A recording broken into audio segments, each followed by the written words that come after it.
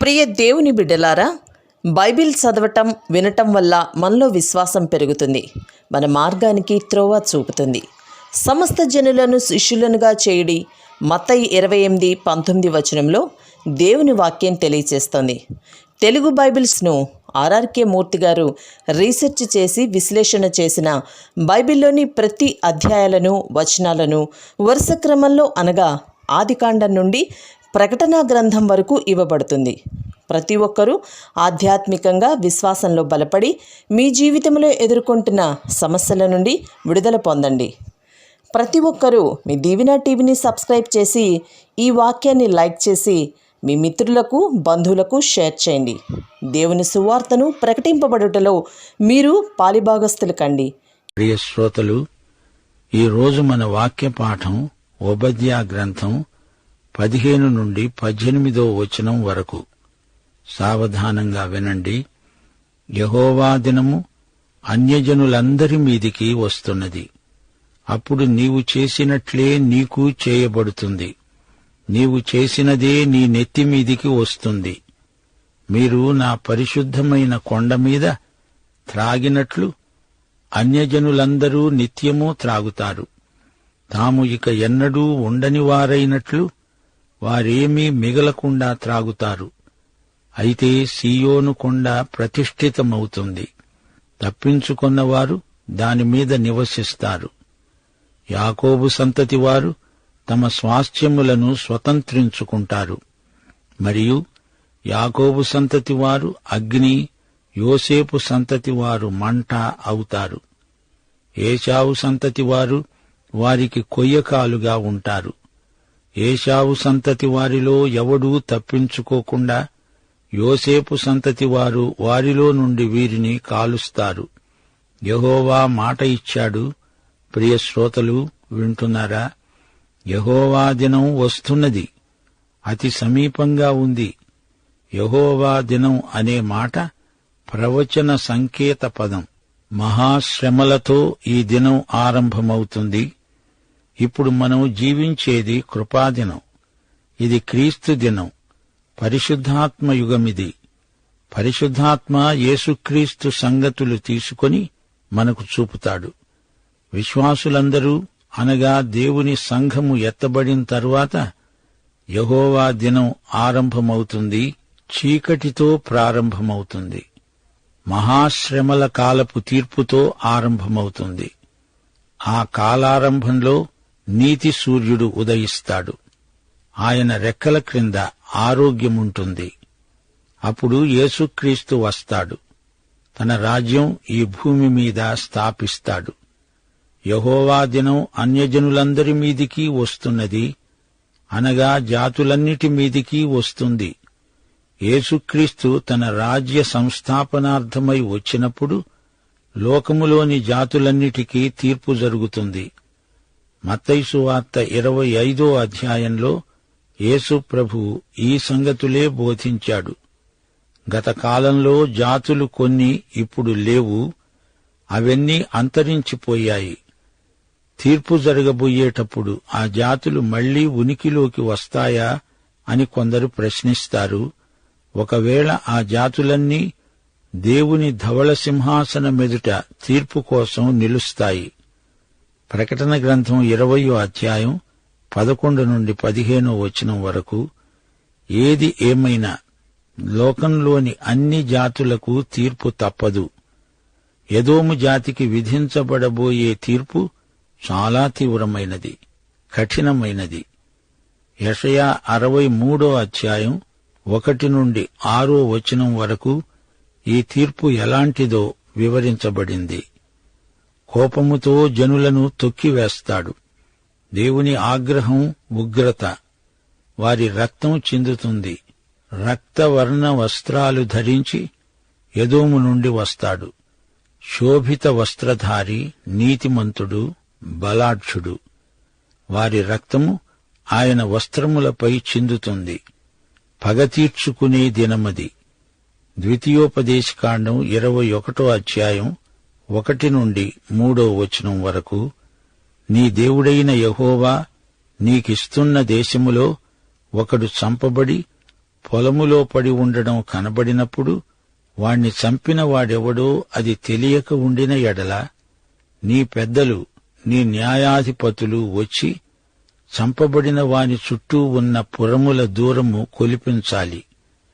ఏ ఊరు ఆ శవానికి సమీపంగా ఉంటుందో ఆ ఊరి పెద్దలు ఏ పనికి పెట్టబడక కాడి ఈడవని పెయ్యను తెచ్చి ఆ లోయలో పెయ్య మెడను విరుగదీయాలి.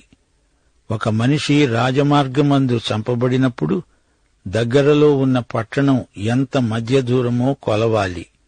ఆ పట్టణమే ఆ హత్య విషయం విచారణ చెయ్యాలి. ఇది దేవుని శిక్షా విధానం. దేవుని సంఘం ఈ భూమి మీద ఉంది గాని సంఘ శిరస్సు పరలోకంలో ఉంది. శిరస్సు పరలోకంలో ఉంది, పాదాలు భూమిపై ఉన్నాయి. క్రైస్తవ ప్రజలు తాము ఈ లోకంలో ఏ జాతికి చెంది ఉన్నారో ఆ జాతినంతా యేసు ప్రభువు కోసమై ప్రభావితం చెయ్యాలి.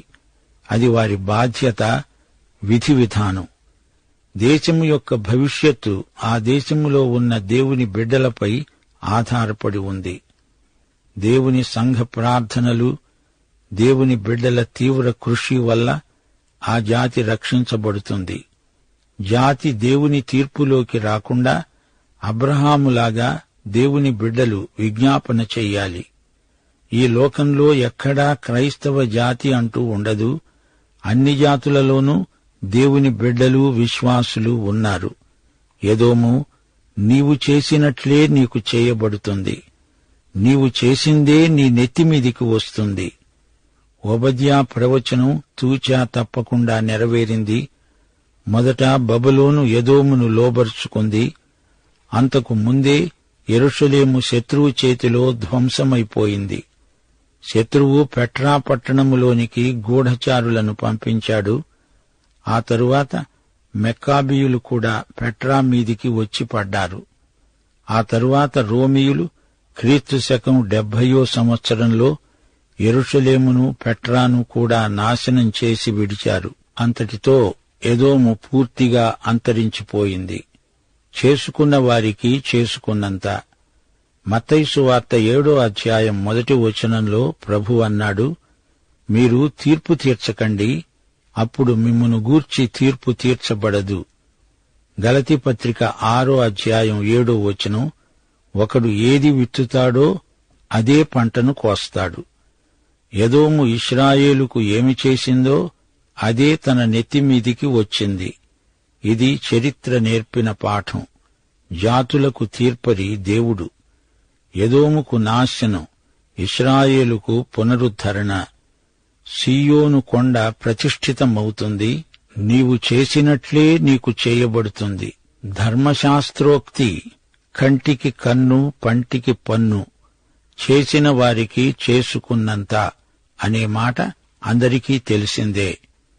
యెహోవా దినము వస్తున్నది, ప్రతిదండన దినం. దేవుడు నీతిగల న్యాయాధిపతి. మానవుని దినానికి యెహోవా దినం తీర్పు దినం. మానవుడు తనకిష్టమొచ్చినట్లు బ్రతుకుతున్నాడు, బరితెగి తిరుగుతున్నాడు. పాపాన్ని దేవుడు చూచి చూడనట్లు వదిలేయడు. అక్రమాన్ని, సత్యానికి విరుద్ధమైనదేదో దాన్ని దేవుడు తొలగిస్తాడు. అదే యెహోవా దినం. ఆ రోజు త్వరలోనే వచ్చేస్తోంది. దేవుని ప్రతిదండన విధానం గమనించండి. నీవు చేసిందే నీకు చేయబడుతుంది. ఎదోము ఏమి చేసింది? తన వారిని విడిచిపెట్టింది. తానిప్పుడు విడిచిపెట్టబడుతుంది. తన పొరుగువారిని పాడు చేసింది. తానే పాడైపోతోంది. ఎదోముకే గాదు, యెహోవా దినం అన్యుల మీదికి కూడా వస్తోంది. ఎదోముతో చెయ్యిగలిపిన వారందరి మీదికి యెహోవా దినం వచ్చి పడుతుంది. ఆ రోజున దేవుడు పాపము చేసిన వారిని యూదులని, అన్యులని చూడక అందరినీ శిక్షిస్తాడు. చరిత్ర ఈ వాస్తవానికి సాక్ష్యమిస్తోంది. చేసుకున్న వారికి చేసుకున్నంత. అయితే దేవుడు కృపా కనికరము గలవాడు, దీర్ఘశాంతము గలవాడు. చిట్ట చివరి వరకు క్షమించడానికి సిద్ధంగా ఉన్నాడు. మానవుని పశ్చాత్తాపం దేవుని శిక్షను రద్దు చేస్తుంది. దేవుని దీర్ఘశాంతానికి హద్దు ఉంది. దేవుని కనికరాన్ని బట్టే ఈ లోకం ఇంకా నాశనం కాకుండా ఉంది. యూదులకైనా అన్యులకైనా యేసే రక్షకుడు. ఆయన శరణుజొచ్చి రక్షణ నొంది క్రీస్తునందు ఆనందించడానికి ఇది మంచి అదను. మీరు నా పరిశుద్ధమైన కొండ మీద తాగారు, అనగా నా ఉగ్రత అనే మద్యమును తాగారు. యెరూషలేము నుండి ఎదోము వరకు అందరూ యెహోవా ఉగ్రత పాత్రను త్రాగక తప్పదు. కీర్తనలు 75:8 యెహోవా చేతిలో ఒక పాత్ర ఉన్నది, అందులోని ద్రాక్షరసము పొంగుతున్నది. అది సంభారముతో నిండి ఉన్నది, ఆయన దానిలోనిది పోస్తున్నాడు. భూమి మీదనున్న భక్తిహీనులందరూ మడ్డితో కూడా దానిని పీల్చి మింగెయ్యాలి. ఎదోమీయులైనా వారైనా వీరైనా దేవుని తీర్పును తప్పించుకోజాలరు. దేవుని బిడ్డలను హింసించినవారు దేవుని చేతిలో పడడం భయంకరం. తాము ఇక ఎన్నడూ ఉండనివారైనట్లు వారేమీ మిగలకుండా తాగుతారు, అనగా పూర్తిగా నాశనమైపోతారు. జాతులకు జాతులే నామరూపాలు లేకుండా అంతరించిపోతాయి. సీయోను కొండ ప్రతిష్ఠితమవుతుంది. సీయోను పవిత్రతను దేవుడు కాపాడతాడు. యెహోవా శిక్షను తప్పించుకున్నవారు మాత్రమే ఆ కొండ మీద నివసించడానికి యోగ్యులు. యాకోబు సంతతివారు, అనగా యూదా బెన్యమీను వంశాలు తమ స్వాస్థ్యాన్ని అనుభవిస్తారు. వారు పోగొట్టుకున్న వాటిని తిరిగి సంపాదించుకుంటారు, స్వతంత్రించుకుంటారు. మార్కు సువార్త 16:15 సర్వలోకానికి వెళ్లి సర్వ సృష్టికి సువార్త ప్రకటించండి. నమ్మి బాప్తిస్మము పొందినవాడు రక్షించబడతాడు, నమ్మని వానికి శిక్ష విధించబడుతుంది. సోదరీ సోదరులారా, క్రీస్తే మన విమోచకుడు. ఆయన మనకు పూర్తి విడుదల ప్రసాదిస్తాడు. ఆయన ప్రజలకు రక్షణ, విడుదల, కాపుదల, పునరుద్ధరణ. తన ప్రజలు ఉండాల్సిన సీయోను కొండ అపవిత్రమైపోయింది. తన పరిశుద్ధులు తిరిగి వస్తారు.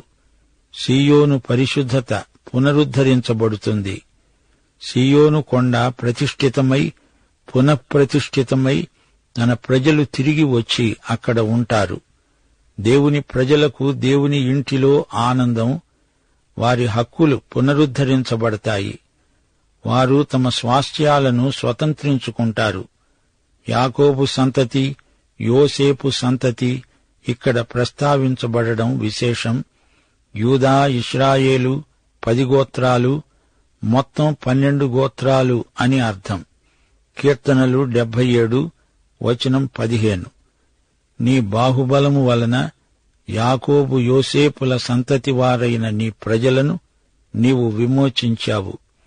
యాకోబు సంతతి వారు అగ్ని, యోసేపు సంతతి వారు మంట అవుతారు. ఏశావు సంతతి వారు వారికి కొయ్యకాలుగా ఉంటారు. ఏశావు సంతతి వారిలో ఎవ్వరూ తప్పించుకోజాలడు. యోసేపు సంతతివారు వారిలో నుండి వారిని కాలుస్తారు. సోదరీ సోదరులారా, వింటున్నారా? సత్యమే జయిస్తుంది, అసత్యం నశిస్తుంది. ఎదోము కొయ్యకాలులాగా అగ్నిలో దహించుకపోతుంది. సత్యం పక్షాన నిలిచినవారు నిత్యము చిరస్థాయిగా ఉంటారు. ఈజిప్టులో ఉండగా ఇశ్రాయేలుకు ఎంతో నిరాశ, నిస్పృహ. కాని సత్యం వారి పక్షాన ఉంది గనుక వారు కనాను దిశగా పయనించగలిగారు. దేవుని సత్యమనే అగ్నిలో ఫరో, అతని సైన్యము కొయ్యకాలులాగా దహించుకపోయారు.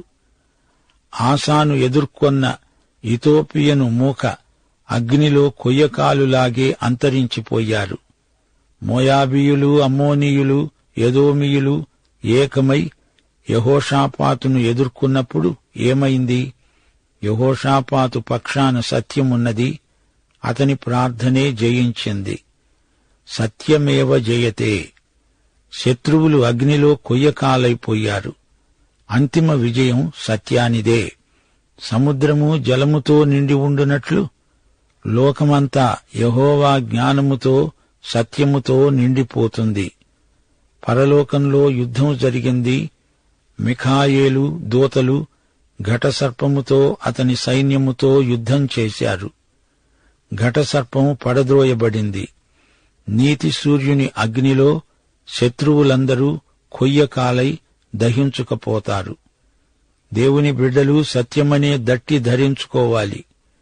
యెషయా గ్రంథం 10వ అధ్యాయం 17వ వచనం, ఇశ్రాయేలు యొక్క వెలుగు అగ్ని, అతని పరిశుద్ధ దేవుడు జ్వాల అవుతాడు. అది బలురక్కసి చెట్లకు గచ్చ పొదలకు అంటుకొని ఒక్క దినమున వాటిని మింగివేస్తుంది. దేవుడు తన ప్రజల పక్షాన ఉన్నాడు. దేవుని బిడ్డలకే అత్యధిక విజయం. దేవునికి స్తోత్రం. మనలను ప్రేమించిన ప్రభువు ద్వారా మనకు దిగ్విజయం. ప్రియ శ్రోతలు, ఈ పాఠంలో ఎదోము మంటలో కాలి బూడిద అయ్యే కొయ్యకాలుకు పోల్చబడినట్లే కొత్త నిబంధనలో భక్తిహీనులు గాలి చెదరగొట్టే పొట్టులాంటివారు అని చెప్పబడింది. ఈ పొట్టు ఆరని అగ్నిలో దహించబడుతుందని కూడా చెప్పబడింది. అపొస్తలుడైన పౌలు యేసుక్రీస్తు శిలువకు శత్రువులున్నారని వారిని గురించి ఏడ్చాడు. ప్రభువు యొక్క ప్రాయశ్చిత్తార్థ బలిని అంగీకరించని వారు ప్రభువుతో సమాధానాన్ని కాదన్నట్లే గదా. మనమింకా శత్రువులమై ఉండగా ప్రభువు మన కోసం చనిపోయాడు. శిలువ రక్తము ద్వారా మనకు దేవునితో సమాధానము కలిగింది.